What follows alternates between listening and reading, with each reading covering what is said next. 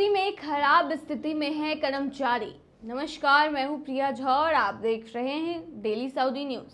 अगर आपके सऊदी अरब इकामा की वैलिडिटी एक्सपायर हो चुकी है या फिर कफील छुट्टी नहीं लगा रही है तो सीधे दिख रहे नंबर पर व्हाट्सएप कांटेक्ट करें। महज 3 से 4 दिनों के अंदर अंदर एम्बेसी के जरिए खरूज लगाकर श्योर गारंटी के साथ आपको आपके वतन पहुंचाया जाएगा। भारतीय, पाकिस्तानी, किसी भी मुल्क के प्रवासी हों, उन्हें बहुत कम खर्च और आसान प्रोसेस से उनके वतन वापस पहुंचा दिया जाएगा। मानवाधिकार समूह एमनेस्टी इंटरनेशनल ने एक रिपोर्ट में कहा है कि सऊदी अरब में अमेज़न के गोदाम में काम करने वाले प्रवासी कर्मचारी दयनीय और भयावह परिस्थिति में हैं। इन श्रमिकों को लगातार नौकरी के दौरान सुरक्षा खतरों और उनकी मेहनत की कमाई की चोरी का सामना करना पड़ता है।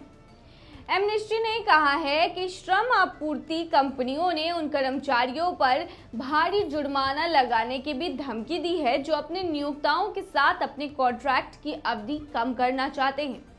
इस तरह से ये श्रमिक प्रभावी रूप से सऊदी में फंस गए हैं। बता दें, एमनेस्टी के आर्थिक और सामाजिक न्याय प्रमुख स्टीव कॉकबर्न ने कहा कि श्रमिकों ने सोचा कि अमेज़न के साथ एक सुनहरे अवसर का लाभ उठा रहे हैं, लेकिन इसके बजाय उन्हें दुर्व्यवहार का सामना करना पड़ा, जिस कारण कई लोग सदमे में हैं। उन्होंने कहा, हमने जिन लोगों से बातचीत की उनमें से कई लोगों को गंभीर दुर्व्यवहार का सामना करना पड़ा है, जो कि श्रम शोषण के लिए मानव तस्करी के बराबर माना जा सकता है। बता दें, कॉकबर्न के मुताबिक एमनेस्टी को संदेह है कि सैकड़ों और श्रमिकों को इसी तरह के भयावह और अपमानजनक व्यवहार का सामना करना पड़ रहा है। एमनेस्टी ने भर्ती एजेंटों और 2 सऊदी श्रम आपूर्ति कंपनियों पर प्रवासी श्रमिकों को धोखा देने का आरोप लगाया है। जिन श्रमिकों ने सोचा था कि उन्हें सीधे काम पर रखा जाएगा, उन्होंने भर्ती शुल्क का भुगतान करने के लिए भारी कर्ज लिया था।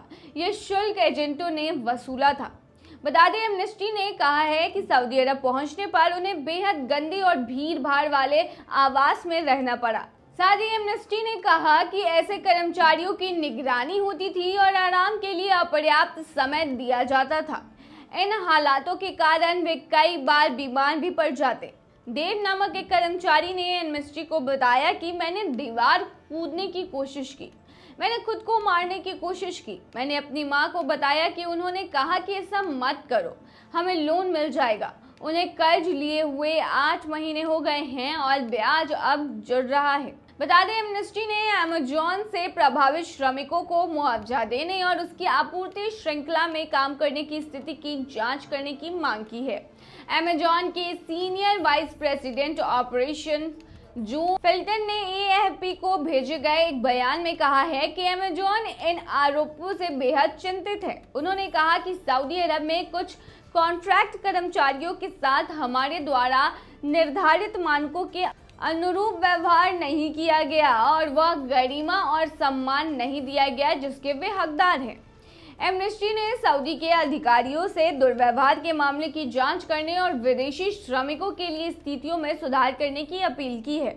एएफपी के बारे में सऊदी सरकार से भी सवाल पूछे थे, लेकिन अब तक उसे जवाब नहीं मिला है। एमनेस्टी ने कहा कि रिपोर्ट में नेपाल के 22 पुरुषों के इंटरव्यूज शामिल हैं, जिन्होंने 2023 तक सऊदी की राजधानी रियाद या लाल सागर के तटीय शहर जेदा में गोदाम में काम किया था।